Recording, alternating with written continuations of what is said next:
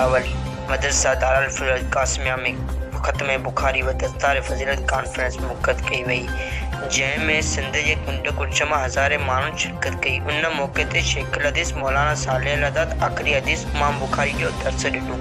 उन मौक़े ते मौलाना खान मोहम्मद पठान, मौलाना गुलाम अहमद, मौलाना इस्माइल मेमन, मौलाना गुलाम हुसैन मेमन ऐं ॿियनि ख़िताब कंदे चयो त जिन माण्हुनि मदरसा बंदि करण जो चई रहिया हुआ, उहे अची सुजावल जे मदरसनि न ॾिसनि, जिते अॼु बि सवे आलिम सॻोरा तयारु थी दीन जी दावत आम करे रहिया आहिनि। उन्हनि जी हीअ साज़िश कॾहिं बि पूरी न थींदी। मदरसा अॼु बि आबाद आहिनि। अॼु जिन आलिमनि जी डिग्री हासिल कई आहे, उन्हनि जे वालिदनि खे मुबारकूं ॾियूं था। उन्हनि दुनिया आख़िरत जी कामयाबी जी डिग्री हासिल करे वरिती आहे। ॿियूं डिग्रियूं दुनिया में असां छॾे वेंदा आहियूं, पर हीअ डिग्री क़यामत जे ॾींहं ताईं असां सां गॾु रहंदी।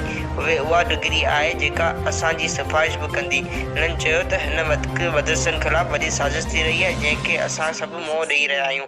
मदरसा क़यामत जी सुबुह ताईं क़ाइमु रहंदा ऐं जिन मदरसनि ख़िलाफ़ु साज़िश कई आहे, उहे हर वक़्तु नाकाम विया आहिनि। मदरसा दारुल फज़ल कासमिया में 5 मुफ़्ती, 35 मौलवी ऐं 15 हाफ़िज़ क़ुरान दस्तारबंदी करे खेनि इमाम बुखारी जा किताब हथी तौर ॾिना, जॾहिं त शेख हदीस वली इब्ने वली मौलाना सालेह लदाद मुल्क जे सलामती जी ख़ुसूसी दुआ कई। थींदड़ दस्तारबंदी में सिंध जे कुंड कुर्छ मां ईंदड़ महिमाननि लाइ ताम जो बंदोबस्तु कयो वियो हो। शहबाज़ मेमन, शाहीन न्यूज़, सुजावल।